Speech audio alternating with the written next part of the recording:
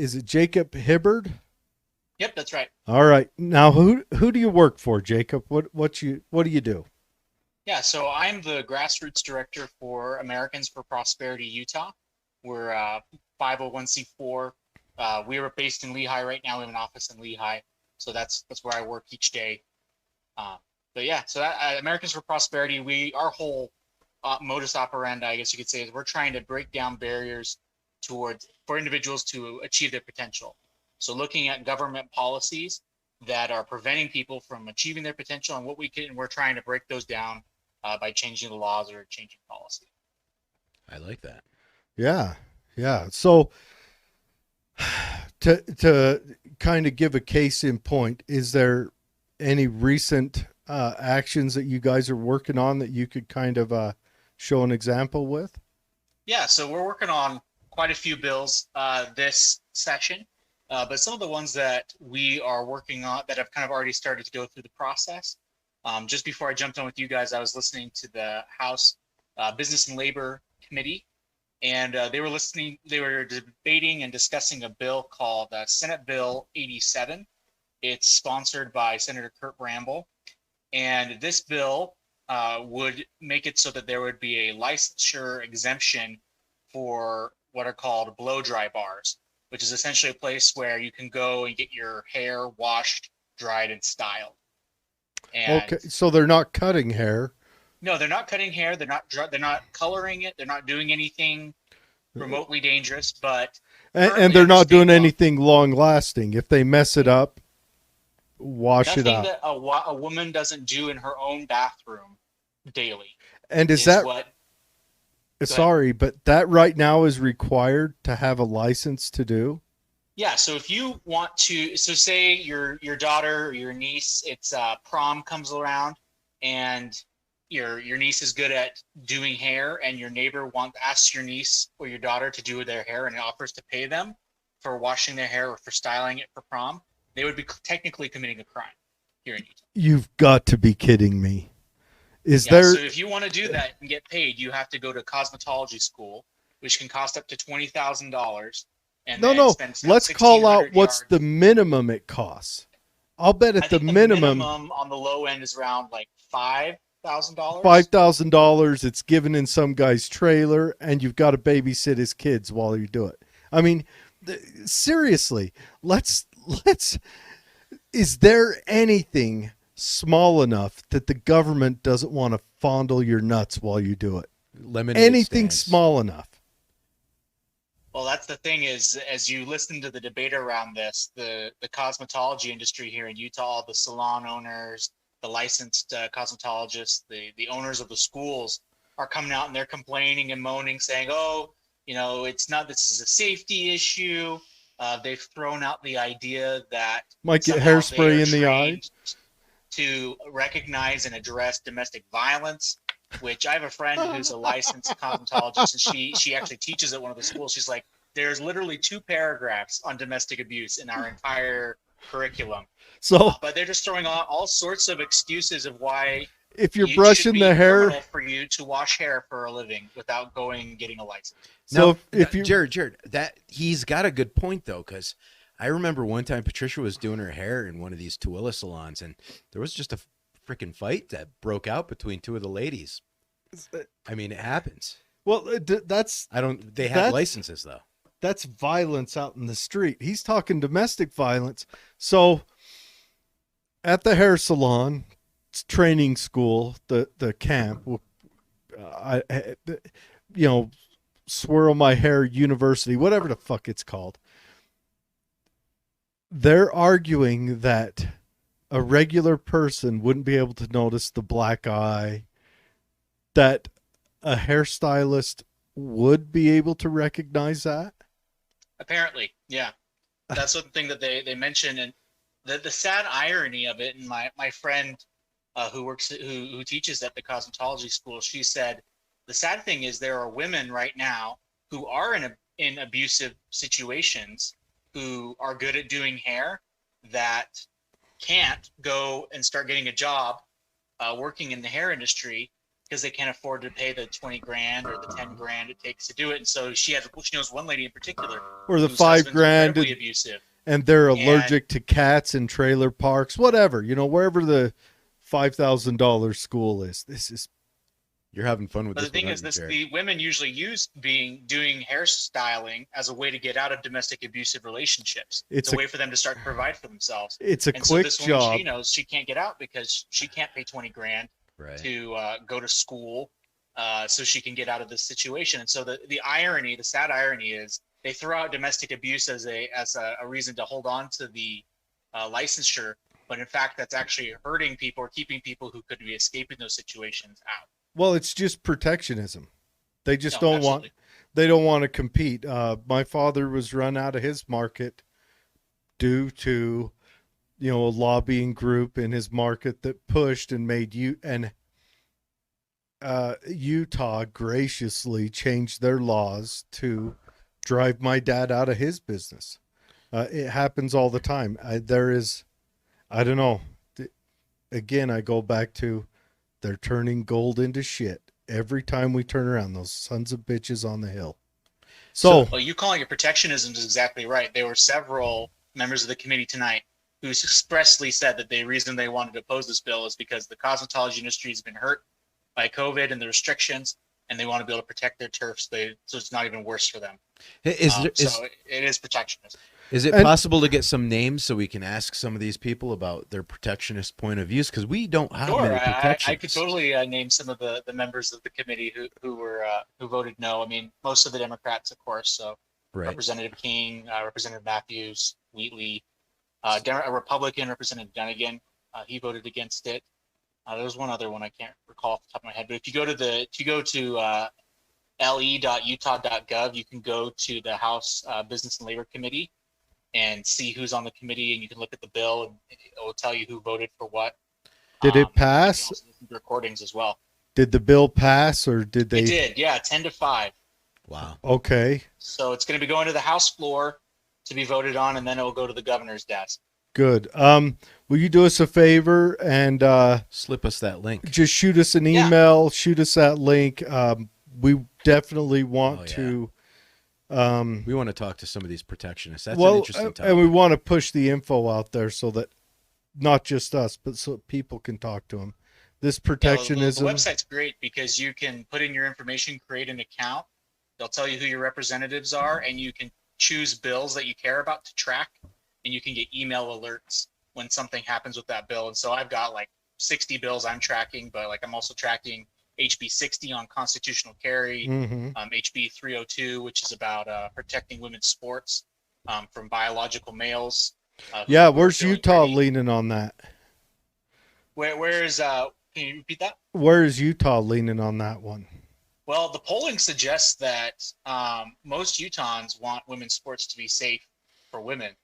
I would be surprised. Well, then again, government never fails to disappoint, so maybe I wouldn't be surprised.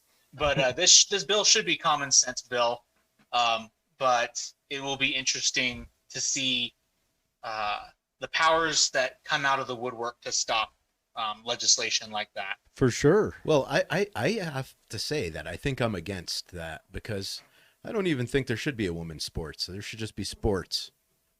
Safe is boring. But that's just me. I'm an oddball on that kind of an issue. I personally believe there should be women's sports. Well, no, I personally believe there should be whatever the people want them to be.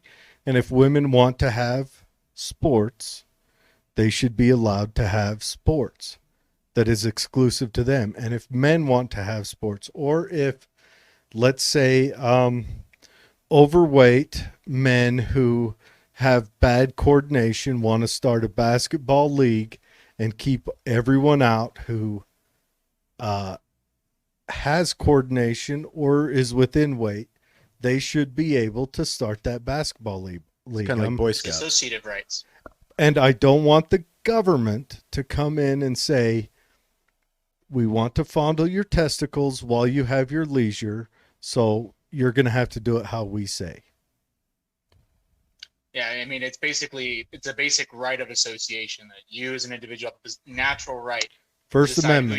who you want to associate with and who you don't. Mm-hmm. And unfortunately, a lot of what the government does now is forced association. We're not allowed to choose who we do business with or who we don't want to do business with, or who we want, how we want our organizations to run.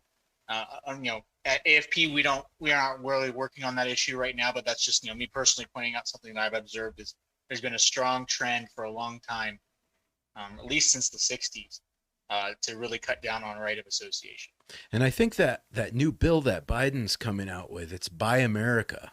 But I think there's actually language in there that kind of says Buy America and have leftist points of view if you want to get a government contract. And I think that's the general direction the government is going to take the free market in the next 4 years. Could. I don't know. I mean, let's face it, Biden for all of his career was a right-wing Democrat.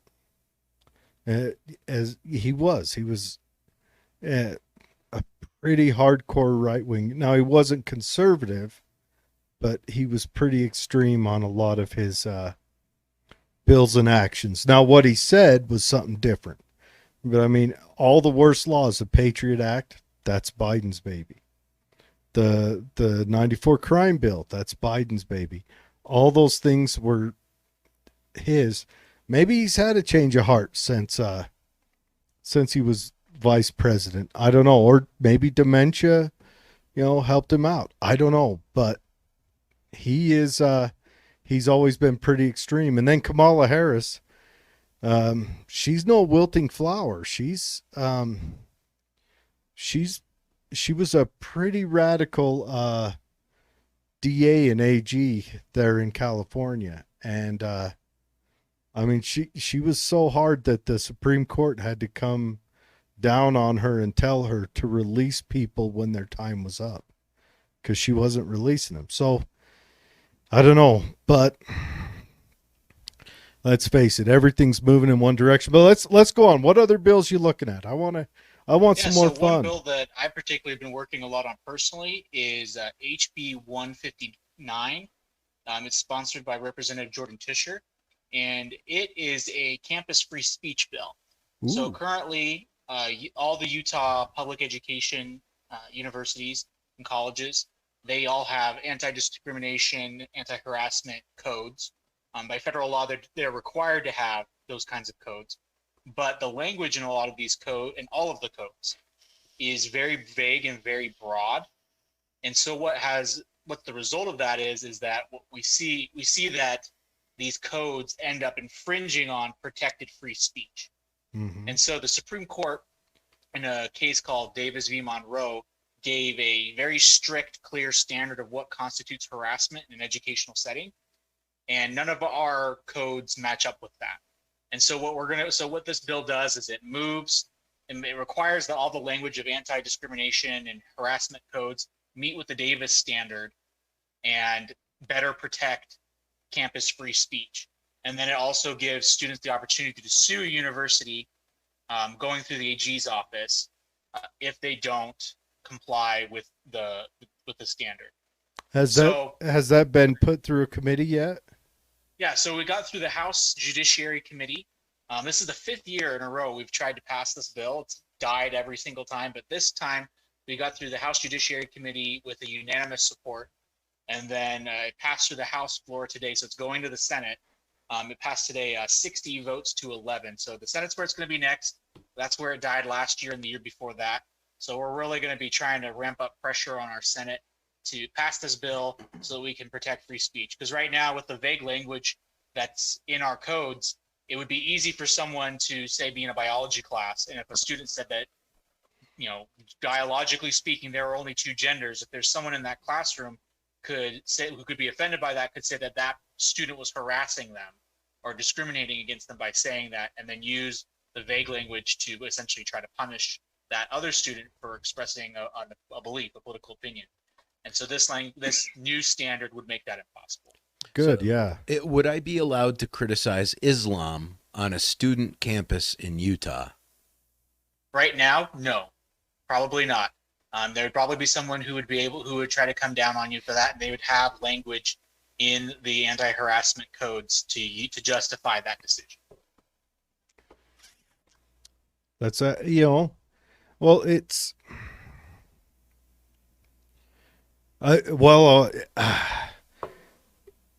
it might be good news. Maybe now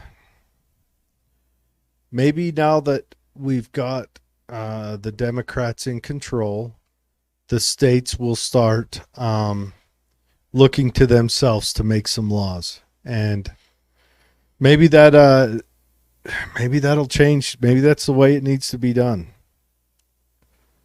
I hope so. I mean, I think it really comes down to it. When Biden was inaugurated, the thing that kind of came to my mind was how important our state and local governments are going to be. Because if the federal government, which they will, comes down and crams down bills and legislation and executive orders and the like that violate our rights, we're going to need our governor and our AG and our local sheriffs and everything being willing to say, no, we will not enforce those laws, and to stand up for the 10th Amendment. So in one hand, it was discouraging, but at the same time, I'm hoping that other conservatives or liberty-minded people recognize this as an opportunity to really step up and get involved in their local and state government. Yeah, we need to get out and talk to our sheriffs and see where they stand. They're the strongest law enforcement. We need to talk to our state representatives and see where they stand, and our mayors and all of that. Jacob, what do you see going on with HB 60? We had a show about HB 60 not too long ago. I find it to be a fantastic step in the right direction, no pun intended. What's your opinion about the future of HB 60? So this is a bill that AFP that we're not really involved in, but just speaking personally as a private citizen, I absolutely support HB 60. I think I think it's a step in the right direction. I believe that every individual has an inherent natural right to be able to own and carry a firearm. That government isn't there you shouldn't have to get a permission slip from the government to be able to exercise that right. And so with HB 60, I see that as a step towards recognizing and protecting that natural right that we have. I'm not surprised that it's gotten the opposition that it has had, but I've been encouraged to see that our legislature has pushed forward regardless of that. And the indications that I've heard is that the governor will sign it. I hope he does. But I do think it's a step in the right direction. It's just been amazing to me I was listening to the House Judiciary Committee when they first debated it, and some of the objections that were being raised to it were really baffling. I think the objection that was heard probably the most often out of a plurality of opposition was concerns about suicide, which I thought was just really bizarre. I mean, I don't know very many people who use a concealed weapon to go out into public and to harm themselves. Usually that's done in the privacy of one's own home. So I don't see how concealed carry for suicides, constitutional carry will magnify that problem.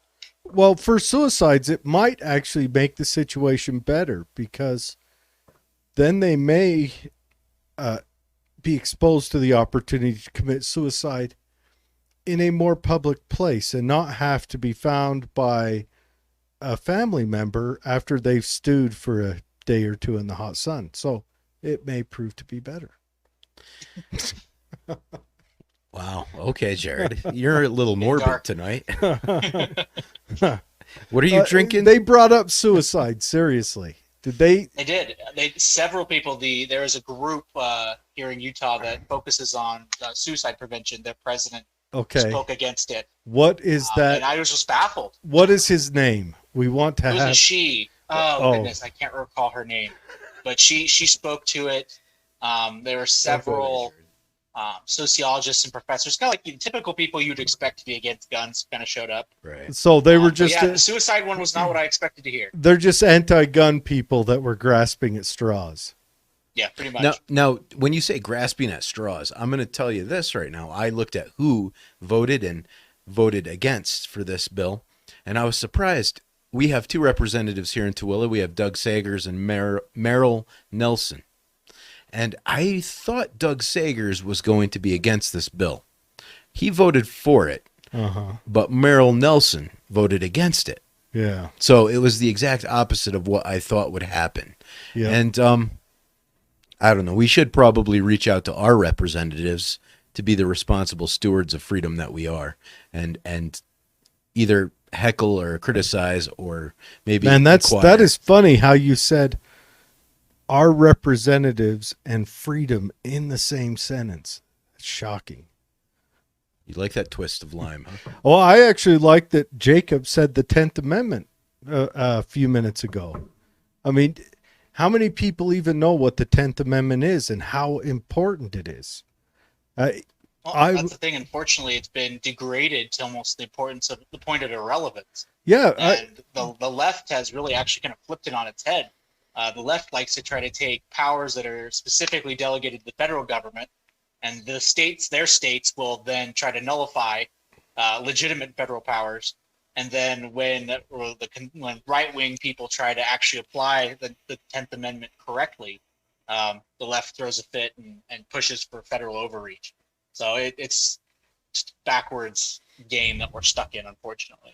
Yeah, well, bad news is I've been listening to some radical stuff all week, so I'm fired up. But, I mean, I would argue the 10th Amendment is probably the most important. It's the one that limits the general government to where it's supposed to be. And it's been degraded from the start. I mean, from the word jump, George Washington went out against it, and then it just continued on all the way. I mean, not to get into conspiratorial ground, I guess I should probably do that another time when other people aren't here to catch my fodder for it. But, I think it's the most important one, and we need to focus on that because that's where you can have direct change in how your state runs. You can have a melting pot of ideas across this union of states. And we've forgotten that. We've forgotten that as a nation. We've forgotten as a nation that we're supposed to be a union of little nations, not one big giant country where what they want in LA and New York applies here in Tooele. And that's not how it's supposed to be. And that's the thing is, I think so many people talk about the divisiveness and the ugliness of our current political situation. I think a lot of that is owed to the fact that we have nationalized so many issues that were left to the states.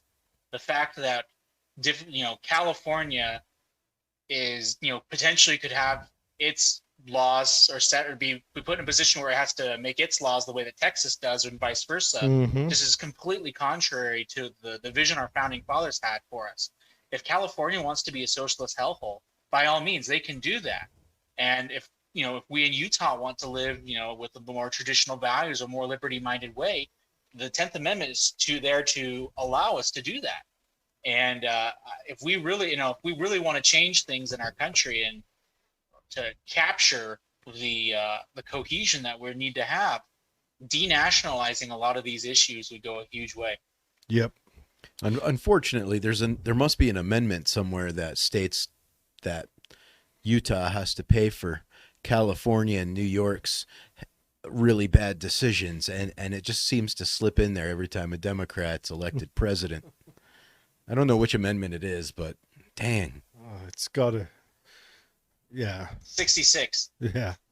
The 666. That's a deep one there to go with the 66. It's just, I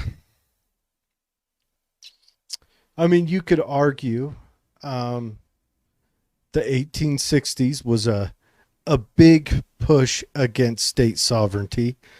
I mean, a pretty big thing happened that, if you want to look at it honestly, eliminated the word republic from what kind of nation we are, a voluntary republic of states. And then I don't know. It's a long drawn out thing. It's been, almost 250 years now. What is that? 230 something years. And that's not that long. In In the grand length of scheme nations, things. that's forever. Ah, Rome lasted a little while. Oh, what? Rome the Republic? Rome the Empire? Rome the Triumvirate? Which Rome? That's true. Okay. All right. Point taken. Touche. I mean, Rome was a republic that was taken over, what, 4 times before the Triumvirate even started.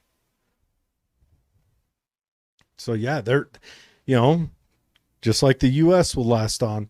And not just that, but the 10th Amendment allows states to try different things. And let's say there is a big push to figure out how to get whatever going. One of the states might stumble onto half of it, and another state might stumble onto the other half. And then a third state can look at them and say, I want a little bit of this and I want a little bit of that, and figure it out. Where right now, if we just jump into it, it will be a catastrophe. Yeah. As the laboratories of democracy, as the phrase that usually was worded when they talked about that, giving states and people the opportunity to try things, like you said, what will work. And some things work for some people and don't work for other people. There are cultural differences, the type of governance people want to subject themselves to. And that's the beauty of the Constitution as originally framed, is it gave the states and it gave the people that freedom to live under different types of government based on what appealed to them. It's a major check. We talk about checks and balances between the three branches. The 10th Amendment and as well as I'd say the 17th Amendment were major. Prior to the 17th, the 17th Amendment eliminated a major check and balance on the federal government. It took away the states having a voice in the nation. Made it so that senators were a popular vote instead of appointed by the state. Just a longer sitting member of the House of Representatives, essentially. That's what it made it. It made them royalty class. That's what it did. It made them lords and ladies. So our dear lady, whoever. And it's really unfortunate because that was the beautiful system our founders set up, is everybody had a seat at the table. The people had a seat, the states had a seat. And when you look at what the power is given specifically to the Senate, what they deal with things that deal with the nation as a whole, or the states as a whole. So, foreign policy, trade, war, all of those things that affect all the states in this union were given primarily to the Senate, while the rest of that stuff was left to the House. And it's just not functioning properly. And think about here in Utah, there's a lot of frustration with the junior senator from Utah. If the 17th Amendment was gone, that could be solved very quickly with a recall. But that's been taken from us. Yeah, it's I'm unfamiliar with the junior senator from Utah. Is that Lee? It's Willard. Willard. Mitt Romney. Yeah. Yeah, Romney. Yeah. Is he a Utah senator? I thought he was a D.C. senator that lived in Utah. Massachusetts Mitt brought his values with him to Utah. Yeah. He didn't even dip his toe in the water to get a feel for it first. He dove in and said, I'm running with it. But, he's a hero to the theocracy. So I don't think he'll make it the second time around. Depends on who runs. No, you don't think so? No, I think he's done. Well, yeah, he's burned a lot, but it depends on who runs against him, who primaries him. It's hard to give up power. Yeah. I think he's still got his eyes on that ultimate prize, though. I think he wants to try for that White House again. Well, he'll have to show a little bit more balls than he did last time.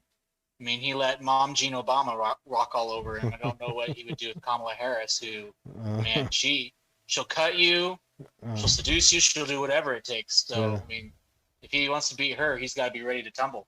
And you know what? I mean, he needs to know how to play the game. If he wants to be a Democrat, doesn't he have to get a Chinese spy inside of his office somewhere? Either a driver or Mitt Romney's obviously a stand-up guy. I doubt he's going to go cheat on Lady Mitt, but, he could at least get a driver that's a Chinese spy. If you want to be a Democrat, isn't that what you have to do? You have to either bet a Chinese spy or have them drive you around for 30 years, or, Hold your cell phone. I'm just wondering. Yeah, I think Well, that's they assure us that doesn't impact their governance at all. Believe me. no. It has nothing to do with their governance. It's a watermark for being a good Democrat. It's a measuring post. It's how you do it. And they ask each other, so when did you get yours?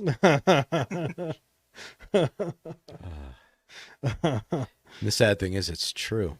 Okay. I know, that's the thing. Well, we've got Feinstein, Pelosi. Didn't Pelosi have was it Pelosi that had those two Pakistani brothers that ran No, that was from information- Florida. The lady from Florida. the information security? What was it? What's her name in Florida? Well, I know Swalwell. He's Oh, on the intelligence committee. He was sleeping with a Chinese spy. Yeah, yeah. He made her breakfast in the morning. Oh, No, but there was a lady in Florida. I think she's a senator, and she had the Pakistani crew yeah. It was two taking brothers. care of her security Her- information or her whatnot. information security. So through her, these two brothers got into all of the Senate, all of it. They were in all of it, and then they fled when the FBI got off their ass and finally did some real job that they're supposed to, and we're not trying to, Jail memers. jail memers or kill IT guys or any. Sorry, FBI. We know you guys are honest folk that do honest work and whatever. So I want to know how other people can get involved with their local governments and being proactive in supporting bills that probably require some proactive activity. Can you tell our audience where they can go or who they can contact to help you promote these bills? Yeah, that's a great question. So one thing that's beautiful about local and state governance is that most of our representatives live in our communities, they live in our neighborhoods, they live in our cities. And so I would encourage anyone who wants to get involved to, number one, find out who your representatives are. And then two, reach out to them and try to start to build a relationship. If you go onto the legislature's website, most of their cell phone numbers and their emails are posted. At least an email address will be there, but usually their cell phone number will be posted there as well. Give them a call, shoot them a text. They're usually pretty responsive. And it's a great way for you to start to build a relationship and to start to find out what they're thinking about and to start to weigh in. It's really, I was pretty new to this a few years ago, and I was shocked about how responsive our local representatives can be and how easy it is to interact with them. So I would definitely encourage that. And then in terms of organizations and ways to kind of know what's going on, obviously, I'm the grassroots director for Americans for Prosperity. We try to keep our activists in the loop on what's going on the Hill during the legislative session and during interim sessions throughout the year. We have a Facebook page and a Facebook group that you'd be more than welcome to join, where we post updates about the things that are happening. And then we're also building a grassroots network throughout the state with county coordinators. And so, we have some people in Tooele County who we're working with to try to build a network of like-minded, liberty-loving people so that when issues come up in Tooele County, you will have a multi-million-dollar organization that has resources. We have resources that we can bring to bear to help you stand up to those freedom issues in your community, and that we can also help you get mobilized for the issues that affect the entire state. So reaching out to me personally and joining our Facebook group is a great way to get involved with an organization that will keep you informed on issues. We usually deal mostly with like economic and policing and regulation kind of policies. But if you want to get involved with like guns, the Utah Shooting Sports Coalition, the Shooting Sports Association, they do a lot of good stuff of keeping people informed, at least about Second Amendment issues as they come around. Eagle Forum does a decent job of keeping an eye on things as well. I can vouch for both of those organizations. I think they do a lot of good stuff. Yeah, and you'll forward us on all the links so we can put them in the show notes. So Oh, absolutely. if Yeah. anyone wants to look up their look up any bill that's up on the floor, or find out who their representative is, or how to get a hold of them. And it's probably pretty close to the same website across the nation. So we have a few listeners in other states. They could also maybe tweak the email and probably find the information for them where they're at. Yeah. And if anyone, if you're here in Utah and you want to get involved, if anything we've talked about sounds interesting to you, I can give you my cell phone number. It's 385-258-7733. So if you want to shoot me a text or give me a call and you want to get involved, be more than happy to help you do that. And we also get involved in national issues too. So we'll put all of Jacob's information in the show notes. So if you want to get involved with him, with the Americans for Prosperity, any of that, we'll just put it. We'll just have a whole list of links in the show notes. And you actually do sponsor seminars for people to come and learn about how to be effective activists, correct? Yeah, so we have what's called the Americans for Prosperity Foundation and the Grassroots Leadership Academy, which is associated with that provide trainings on how the legislative process works, trainings on specific issues. The Grassroots Leadership Academy has different levels of teaching you how to become effective advocate and activist for the things that you care about. Whether, that could be any sorts of issue, you'll be given those tools, those techniques, so that you can be effective in advocating for those things and making change in your community. So I can't recommend that stuff highly enough. It's really great information that, like I said, it really empowers you to be an informed, active agent for change in your community. Yeah. And I think right now, we do need to push to have this law you were talking about in the beginning about the hairstylist stuff. I think everyone needs to reach out and get that eliminated. Give it's not just ladies, guys can do hair too. That's another avenue for some independence and prosperity.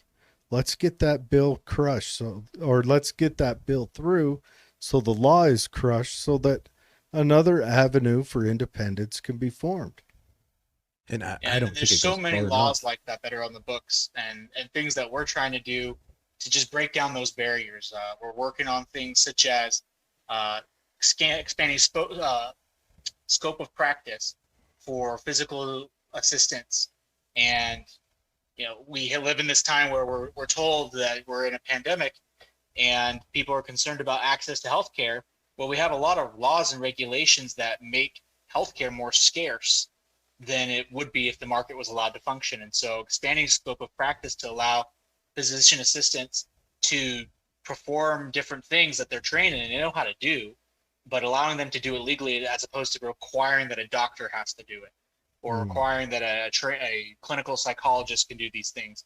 And when a physician's assistant can do a lot of these things, it doesn't need a doctor's supervision. And so once again, breaking down a barrier, expanding access, giving people the opportunity to access the things that they need, as opposed to throwing up these artificial barriers that, really just amount to protectionism that boosts the income of specific people and limits access and opportunities. Yeah, for sure. So, Jacob, is there any bills out there that have to do with cryptocurrency in Utah? Not that I'm aware of. Nothing with regards specifically to cryptocurrency. I do know that there's some bills going around with like data privacy that's being worked on. I don't know the specifics of those, but I do know data privacy is something that's being worked on.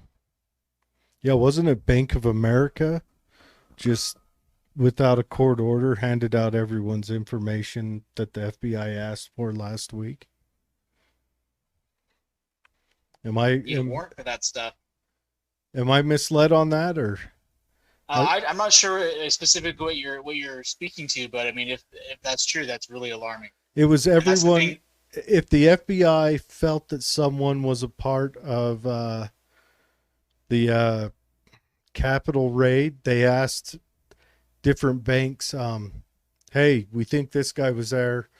You know, we want his information." And all the banks said, "No, you can't have it. Get a court order." You know, they said warrant, what they're supposed to say. And I guess Bank of America just handed all the information over. Just, Yikes. yeah, here's That's all his terrifying. banking stuff. So, you know, whatever, we don't care. So, yeah, I guess, you know, I guess that's the future. And that's that data security stuff, you know. It's not just keeping it secure from, you know, some Nigerian prince. It's keeping it secure from government agents. Yeah. Yeah. And we have to. And sometimes it's easy to. At least I find myself falling into the trap of, oh, we need the government for this, and this, and we do. We do need police. We do need law enforcement. We do need government to provide these certain things.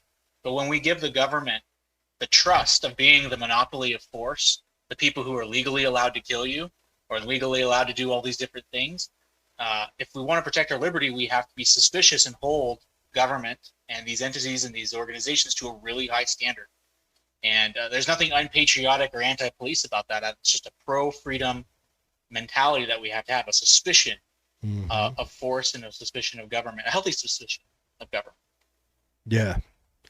Yeah, you definitely. I mean, if you're going to have a government, you have to have that. You have to. Anything else, Dave? Well, I think that pretty much sums it all up for tonight. Unless you've got any closing thoughts, Jacob, that you'd like to give us, I think it was a good podcast. No, I'm really glad that you guys invited me to be on and to talk about. There's tons of bills. We could talk all night about what different things that are going on. I just encourage your listeners to go to le.utah.gov. That's where you can get contact information for your representatives. You can see the bills that are being considered. You can see which committees and who's on what and who's voting for what. And there are a lot of tools out there that can empower you to be an informed, active part of the political process. And I would just encourage you don't be intimidated. Jump in. It's easier than it seems, and that you can make an impact in your community and in this state's government if you do that. And I just hope that your listeners do that. Yeah, and I want to extend to you, Jacob. You're welcome back anytime you got this was something fun. I'd coming love to up. come back. Yeah. I mean, I'm a little crasser tonight than I usually am. Well, not that much crasser than I usually am. But you're welcome back anytime. Anytime you got information you need to put out, please reach out. We'll throw you on, even if it's just a quick 5 minutes where you need someone to, make a phone call, whatever. And we want to hear we'd about love local bills. We want to know what's going on in our Mhm. local government. That's the whole point of the podcast originally was, hey, what's going on in our area? Yeah. Yeah, I'd be happy to do that anytime. And real quick before we go, one thing that was in the House Business and Labor today was an issue about accessory dwellings. So whether you can rent out your basement to someone if you want to, and a lot of cities have put limits on the ability of someone, if they want to rent out their basement to another family or to an individual. And the legislature is looking at passing a bill that's going to prevent cities from banning people from renting out their basement or their mother-in-law apartments or things like that. Let's put this in clear English. Some cities want to ban people from legitimate use of their own property. Yeah, no, it's a really big problem. Yeah. Especially in Provo City, Logan, a lot of these college towns. There's a big push. They use their zoning laws and other things to argue that you can't rent out your basement, and it like you said, it's a major private property issue. And also here in Utah, we have a major housing shortage too. Yeah, and so we have this housing shortage, and we're not letting people use their private property. And so this bill would require the cities to, as long as it's within, they're not altering the structure itself, and as long as the owner of the house still lives somewhere on the property, that you'll be able to rent out your basement now. Which Well, I think so they bizarre. should. I think when someone buys a house, they should be able to do with it as they please. I They agree. own it. That's how it should be. It's again, it boils down to protectionist laws. The states are involved with the universities, and the universities want to rent out dorms, and they don't want to have any other opportunities out there. And it's protectionist bullshit. Is Provo the main culprit of this abuse of power? The opposition. So the League of Cities in Utah, which is an organization of all the city governments, they are very much against this. Representative Ray Ward sponsored the bill. It's HB 82. He's been working to try to negotiate with them to try to get them to back off, and they are still opposed to the legislature stepping in here and letting people decide what they want to do with their homes. The League of Cities is League of Cities. what it's called. It sounds like some sort of like I know. a Marvel comic. That or something Woodrow Wilson coughed up. Someone's going to wear a monocle in their eye. Yeah. Yeah. The cities want the freedom to restrict the people's freedom is what it is. That's right. So, And a lot of people are trying to say, oh, well, local control. And yes, of course, local control is good. But when it I'm comes all to my about it. private property, local control is me. well, yeah, there it is. You boil it down to the rights of the smallest unit you can. Well said. That's the minorityist of the minority is the individual. Let's boil the rights down to that. And then if we can't hit the rights at the individual, then let's go to the neighborhood or the street, and then to the area of the city, and then to the city, and then to the county, and then to the state. Yeah, I don't And know. Ayn Rand said the smallest minority in the world is the individual. And if Yeah. you're not in favor of individual rights, you can't claim to be in favor of minority rights. Ayanna Hersey Ali says that as well. It's all important. You've got to boil it down to the individual. And especially on property. I mean, you rape the guy every year for property taxes. He's technically doesn't own anything. He just rents it from, some asshole somewhere else, according to some paper that he never signed. So let's at least give him the rights to. I'm decide stuck what on he the does name. with it. I'm stuck on League of Cities. League of Cities and Towns.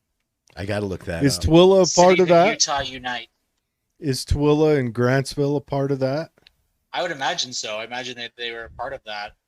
I'd have to look at their website. They're probably But they have the Utah website. They have a website you can go to, the Utah League of Cities and Towns, and all right. they have Yeah. a lobbyist to pay, who goes and argues against you being able to use your private property. If you don't mind, put together an email with all these different links, Absolutely. and especially your link and your organization's link. I like what you guys are doing. I want to have you in at least once a month just to catch us up. I'd be more than happy to do that. That would be perfect. Yeah, that would be. Because he's obviously more abreast about what we're trying to do than we are. So Yeah, he's quite a bit smarter than we are on that. I don't know about that. We just sit The back thing and is, I need to hear from you guys about what's happening in Tooele County too. I'm here. My job is to also try to bring resources that we have to help you guys in your freedom fights as well. that's And if good. there's things that we can do to break down barriers in Tooele County. Let's talk. Let's figure out what we can do. If we can't, necessarily directly intervene, we can at least give you the resources and the training to help you do that. Good. And if we have anyone reach out that wants to, that has a urgent need of your services, we definitely like to send them your way. That'd be great. All right. Well, yeah, thanks for joining us, Jacob. You can stay and hang out. I think we'll just spend the next, probably 10 minutes just talking about, weird stuff. I'm kind of hung up on this, this Time magazine article that came out. They had to, I can't believe that Time magazine wrote that. There has to be either what happened was going to go public and they wanted to get ahead of it, or like a good serial killer, they're circling back and looking at the scene of the crime. It's bizarre. It That's is. for sure. I don't know. Maybe they're just so cocky. They thought, That'd be the serial killer part, yeah, they're John Wayne Gacy going and stepping around his house and remembering, where he buried those kids under the floor or whatever. It's that, or something's about to come out, and maybe it has to do with the Dominion has been suing people. I don't know if you guys have noticed this, but the owners of the machines, the Dominion machines, they've been filing lawsuits against Rudy Giuliani, Sidney Powell, threatening lawsuits to other media outlets like Newsmax, The American Thinker. Mhm. And my first response was, great. We're going to have discovery then. If you want to throw down the lawsuit gauntlet and say you're being defamed, I'm all for doing some discovery and let's find out what's really going on here. It's by going the to end do. of it, by the end of the whole the election fraud thing, where I was personally at this point I don't really care so much who won. I mean, of course I would have a preference, but the thing that was to me that was most important, I just want to know the truth. I just want to know, if Biden won because they ran a better campaign and we were stupid, I want to know. And if Trump won and he got cheated, I just want to know. And that's the thing is, I just want the truth. And I think that's where most Americans, most Republicans, I think, are at, is like, we just want to know what the truth is. And if the New York Times just handed us the How I Did It note, that needs to get looked at. Yeah, it was Time Magazine, Time Online. Time Magazine. Now, the thing I think you're going to find out through this is these tech media companies, Facebook and Twitter. The next time Republicans get any kind of strength, and this may even happen on a state level, Twitter can be restricted in a state. And say a group of 15 states get together and come after Twitter just within their state and fine them just on a state level, or Facebook or whatever. I think that's a good thing. I think I think what they need to do is rewrite that, Section 230.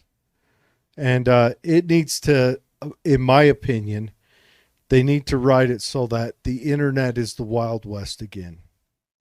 And they need to write it because it's another protectionist thing, where if someone wants to start up a Gab or start up a Twitter-like thing or a Facebook-like thing, they've got to be able to get the legal strength to start that and manage it. I want it back to the Wild West and put it back in the control of the individual. And then everyone screams, well, my little Timmy's going to see a boob then. Well, he's seeing a boob now, and they're stepping all over the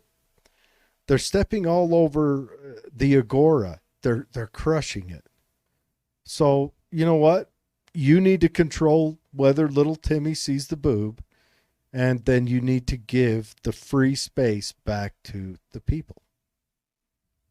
And I can give advice to anyone out there who's looking to start some sort of a multimedia platform for free speech.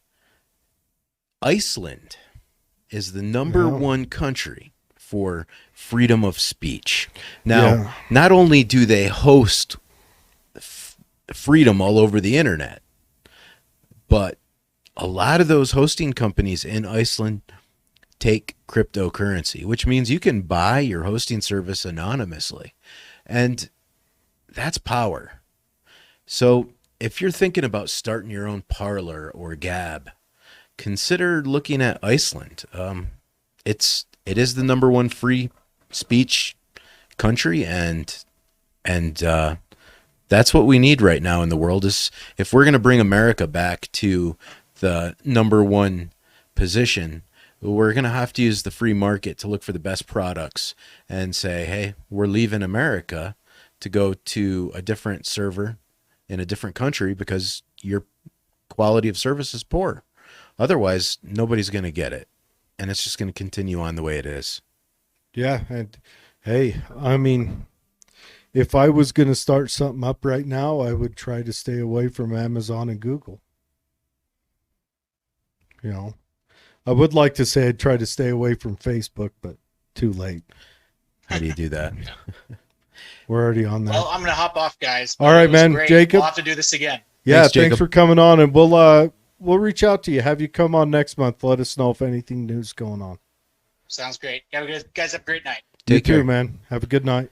So before you sign off, Jared. I wanted to ask you about Elon buying the Bitcoin, Yeah, he did that. and he's gonna start selling the Tesla in Bitcoin. I saw that coming a mile away, though. Come Well, that's on. a step. That's a good step. I mean, he was like already it. making Doge memes. Huh? He was already making Dogecoin memes Yeah. a while ago. Hopefully, he buys some Dogecoin. I'm sure he did. But yeah, so that's a step, man. I'm telling you, I want to see Bitcoin. I want to see Bitcoin on PayPal or, some way where you can, like PayPal, you can actually buy stuff with PayPal or Venmo or somewhere where you can transfer it onto a card so that you can use it at a point of sale. And when I say a point of sale, I mean Walmart or Lucky's or Z's. There are services that do that already. You can get these cryptocurrency credit cards. Like I know Gemini Exchange is coming out with a cryptocurrency credit card where you can get like cryptocurrency back when you buy stuff. Is Kinda it, like how is they it give gonna points. would it exchange it like to at Walmart? Yeah, you could use it Yeah. wherever Visa's used. Visa's See, going to team that's- up with them that- to do that or something. That's gonna change. That will change the face of money right there. The minute you can go and buy your groceries or your toiletries with a cryptocurrency, I don't care if it's Bitcoin or Dogecoin or whatever, I don't care. But the minute you can do that, the minute that the fiat dollar is gonna feel a little, sidestepped. it's going to feel a little push in the next couple of months, I'm sure. Good. I want to see that. That's interesting. So we've got some Bitcoin action through Elon Musk. He's been an interesting follow on Twitter lately. James Lindsay and Elon Musk have been my two favorites. Well, and Michael Malice over probably the last 2 months. Get a big giggle out of those guys. Yeah, he seems to be stepping in the right direction, I think. I don't know what the social media platforms can do about that because he's such an influential. Well, and what is person. he doing wrong? What is he saying that's wrong? He hasn't said anything really controversial.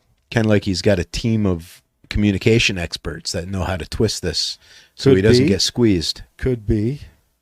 I don't know. I mean, he says stuff that is point of fact, but he hasn't said anything that could really be abrasive towards anyone. I'm liking what he's doing. So our representative Mitt Romney has also made the news lately. He's suggesting that mothers receive $350 a month per child to kind of stimulate the economy. And you know what? I have to admit, at first I'm thinking, oh, this is a bad idea. This is kind of like a universal basic income. But then I'm thinking to myself, wait a second. What value is it to have children in our society? How does that work out for anyone fiscally? I mean, Oh God. and then I kind of had to change of heart. I'm like thinking, I want people to have kids. I don't want to be like replaced by third world nationals from socialist countries completely. I want people to have kids. And I know that our What government, flashed through my mind is Planned Parenthood's eyes got real big and like, what are we gonna do? I don't know. I thought I had a change of Let's heart for a face it. second. It's time to open the goddamn economy back up. This whole last year was a fucking farce. It was a crock of shit. You look at the numbers of the places that locked down compared to the places that stayed open. No change, no difference. Voluntary action has been proven, just voluntary on the ground action has been proven to be the most successful. We don't need to destroy people for whatever hype. Open it back up. You got him out. He's gone. Open it back up. Let's pretend nothing ever happened and fucking carry on. Well, ask me after I had the second dose of the vaccine, which will be this Thursday, actually. So if I don't make it for the show next week, it's probably because I died of some. I'll get a blow-up doll and put your hat on it. We'll be all right. All right. Yeah. It'll probably sound more intelligent than me. I'll have a string to it, and I'll just make it talk for you. Womp, womp, womp, womp. Well, the bad news is it'll become radical like me because I'll be the one talking. I still think we need to get some kind of lefty on the show to counterbalance. I know I'm not a Republican, but I do get awful extreme. We need to have, I don't know, someone. If you're out there and you want to make your leftist point. Yeah, if you want to come on and argue once a week. We got a third chair. Yeah, we got 4 chairs, but we only need one lefty. And we'll even serve you beer. I'll get some White Claw on tap for you or something. Ouch. All right, but anyways, thanks for joining us. Didn't get any comments tonight, but if you got something that's on your mind, jump in the show notes or reach out to us. We'll get you in touch with him, and he can probably help you. I mean, even if your goal doesn't align with him, he sounds like he's an honest guy, and he'll lead you in the right direction. He won't send you off on a wild goose chase. So Jacob's a stand-up guy, not to mention those damn libertarians are honest to a fault. So, but yeah, reach out. We'll get you in touch, and have a good week. Dave, we did the show early because Dave is going to Florida, and so we won't have Dave on Thursday, but we'll be back again next week, I think, on Thursday. I want to try to find, if anyone out there knows someone who is familiar with how they're going to run this purity testing in the military. Oh, that would be great. I want to know about that. This on the front, when I first heard about this struck me as what Stalin did right after he took charge. You know, and Lenin did this a little bit of the same thing, but Stalin really ramped it up. I mean, Stalin killed almost all the generals, all the field marshals. I think the highest ranking guy he had left when he was done was a colonel, and then Germany made it all the way to goddamn Moscow.